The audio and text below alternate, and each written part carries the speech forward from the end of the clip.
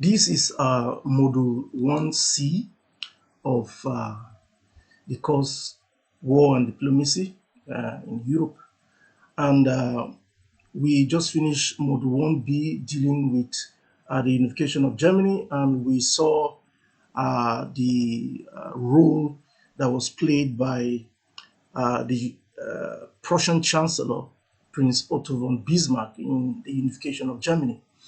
Now, in that module, we saw the use of war and diplomacy. We saw how the German Chancellor, that's Bismarck, was able to utilize various aspects of diplomacy in bringing about various aspects of both war and diplomacy in bringing about the unification of Germany after the defeat of France in 1870 to 1871 war, the Franco-Prussian War. Now, from that point in time onwards, it was obvious that Bismarck's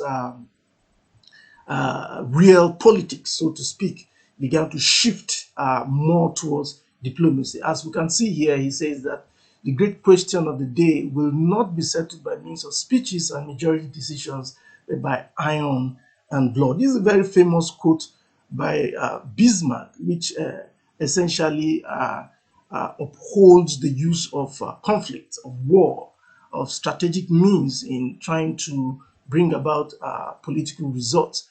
However, after the unification of Germany and the establishment of Germany in Central Europe as a great power, there was, of course, a balance that was created in Europe at this point in time. But we must always remember the fact, which I stated in our last model, that in the unification of Germany, Germany succeeded in making France an enemy because of the mood, the manner in which Germany was unified, in the Hall of Mirrors in Versailles. It was very embarrassing. So throughout this period, diplomatic relations between France and Germany were very sore. And as a consequence of this, Bismarck realized that an active policy of revanchism, of revenge, was being crafted by the French government, and at any point in time, with any opportunity that they have, they were likely to go to war with Germany. And if they went to war with Germany, the peace or the stability which Bismarck had been able to earn for the Germanic states, the Germanic Confederation, would have been lost. So it became the primary interest, it became the primary focus of Bismarck to isolate France diplomatically and strategically, so that France, which was one of the really powerful great powers in Europe at this point in time, would not have the opportunity to retaliate, to strike back at Germany in any form or way at all. Now, in his attempt to isolate France, diplomatically and strategically, Bismarck went ahead to create a maze, an interlocking maze of alliance systems that would, one way or the other, keep France in isolation and, as a consequence of that, prevent war. Now, his intention is to prevent war. He had previously seen, the benefits of using a mixture of diplomacy and war in bringing about the unification of Germany. But we can see that subsequently Bismarck's opinion about war seemed to have shifted, because here Bismarck says anyone who has ever looked into the glazed eyes of a soldier dying on the battlefield would think hard before starting a war. So Bismarck was now looking more towards diplomatic means in trying to establish a new Germany rather than going to war, as he did previously in his attempts to create the Germanic states, to unify the Germanic states into the current state of Germany.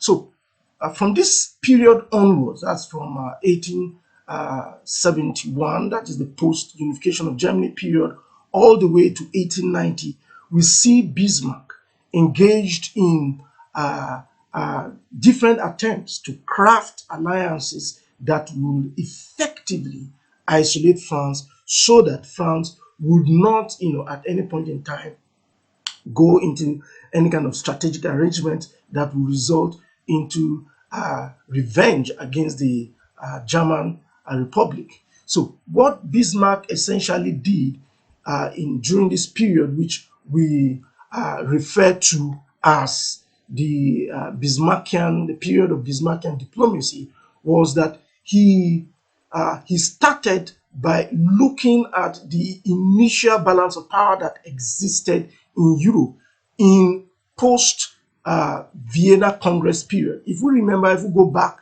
a little bit and remember the Congress of Vienna, the Congress of Vienna was a gathering, and in 1814 to 1815 was a gathering of the forces of conservatism, okay, that were trying to put together the so essentially, at this time, Bismarck was more inclined towards diplomacy rather than war. And like I said earlier, it was largely to prevent a collapse of the peace, to maintain the status quo in Europe and prevent a collapse of the peace by ensuring that France remained in diplomatic isolation. Now, in order to achieve this, or to accomplish this, Bismarck went ahead during this period to carry out several diplomatic moves that normally form the fundamentals of Bismarckian diplomacy. To start with, if we look at what we have here, we have a chronology of alliances, of meetings, of congresses that Bismarck put together in order to, advance his agenda in Europe at this point in time. The agenda being maintaining the status quo, making sure that France is isolated, France does not have any form of diplomatic or strategic friendships or alliances that may give it some level of leverage in any kind of conflict against Germany. So in 1873, Bismarck created what is known as the Dreikaiserbund, which essentially is a collective of three emperors, the three emperors league. That is the German emperor, the Austrian, and the Russian emperor. Now, the Dreikaiserbund was based on the initial form of agreements that these great empires had. That is looking initially at Prussia in 1814, 1815, and Russia and the Austro-Hungarian Empire.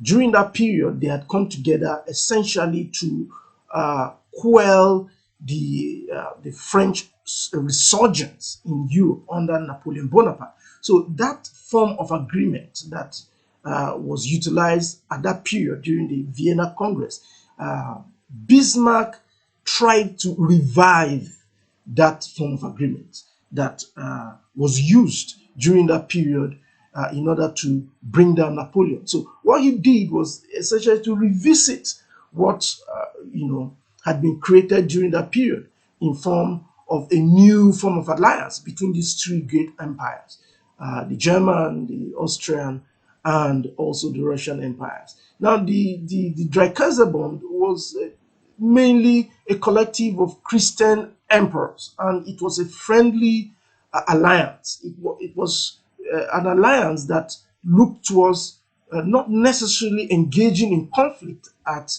the instance of one country or one empire being attacked by another, but rather to give support to each of these empires. And like I said earlier, it was deliberate in order to isolate France. So once these three empires were seen or perceived to be in some form of agreement, it would put France in the cold, and it would keep France under some form of lock and key, so that France would not be able to react to anything against the German Empire, because of the friends that the German Empire had acquired. At this moment, we will close this particular module, the part one of this module, and then we'll open up with the part two of module 1C.